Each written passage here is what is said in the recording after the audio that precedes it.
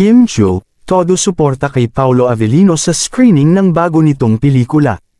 Hindi nga pinalagpas ni Chinita Princess Kim Chiu ang dumalo sa special screening ng movie ni Paolo Avellino Kylie Versosa na pinamagatang Elevator.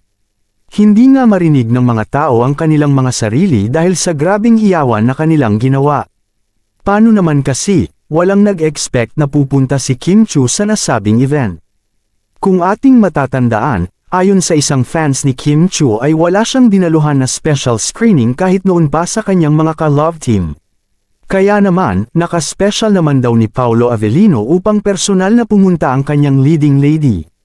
Walang paglagyan ng tuwa ng kanilang mga supporters dahil para sa kanila ay sobra ang kilig na kanilang nadarama. Agad kumalat sa social media ang tagpo na ito at sobrang na-excite si Paolo Avellino noong dumating na si Kim Chiu. Nang makalapit si Paolo Avellino ay agad naman niyang hinalikan ang dalaga. Abot tenga naman ang ngiti ni Kim Chiu dahil sa ginawa ng aktor. Mapapanood nga ang bagong movie ni Paolo Avellino na Elevator nationwide. Kahit na nga may love interest sa movie si Paolo Avellino ay hindi ito nagpatigil kay Kim Chiu upang suportahan ang aktor. Ayon sa kanya, napakabait ni Paolo at sobrang galing niyang umarte talaga.